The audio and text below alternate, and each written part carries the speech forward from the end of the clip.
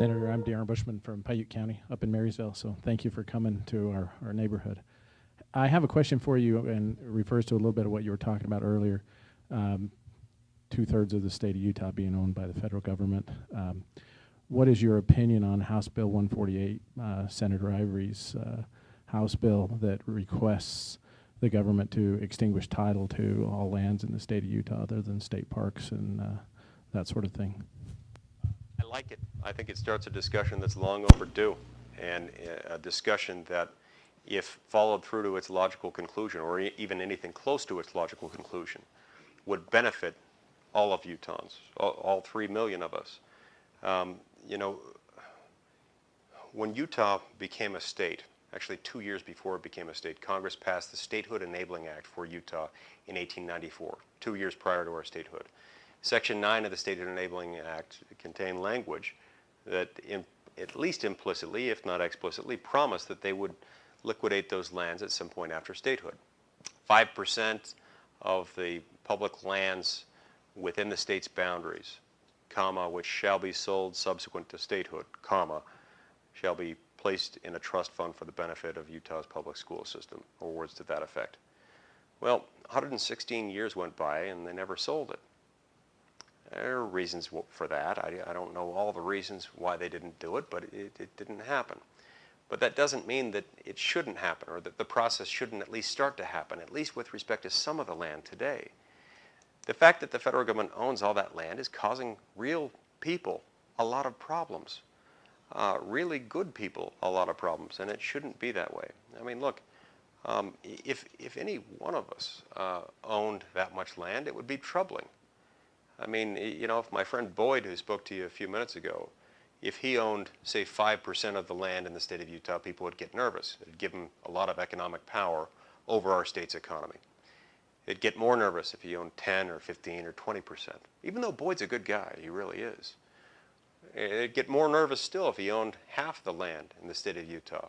And they'd get really, really nervous if he owned 2/3 of the land in the state of Utah. He could become kind of a tyrant of sorts in locking people out of access to this or that property.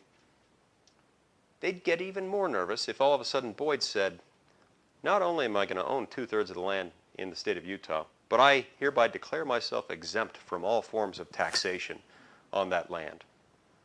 That would be really troubling, because all of a sudden the state's funding mechanism, especially the funding mechanism at the county level, the local level, wouldn't be able to get that revenue stream.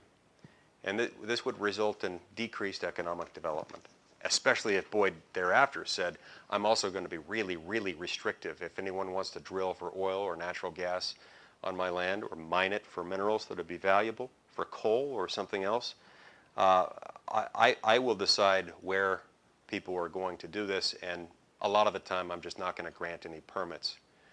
People would be really upset. Well, why is it different when the government is, the owner is a government instead of an individual? I don't think it should be.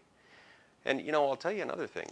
There's a reason why Utah has for some time been dead last in terms of per student school funding. 51st in the nation, after every other state and the District of Columbia.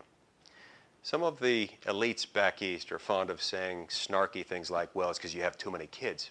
I find that offensive and insulting, and it's a lie. That's not the reason why. It's because we can't tax most of our land.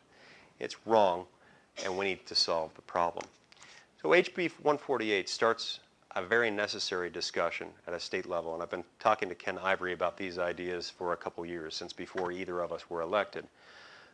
I think another discussion that we need to be having, as that's going on in the state, is in Congress. I'm having a discussion with my colleagues about the PILT program, payment in lieu of taxes. It's what the federal government gives to the states, recognizing that, you know, there is this problem. Only they underfund PILT. The states get a tiny, tiny fraction of what they would get if they could actually tax those lands. I'd like to see, at a minimum, the federal government compensating the local taxing authorities in a way that they'd be paying at least property tax at their lowest property tax rate in that county. That'd make a huge difference. That by itself would help us have more money to fund our schools. And it would also incentivize the federal land managers to allow more economic activity on their lands so that they could generate more revenue, so that they could pay us the PILT funds.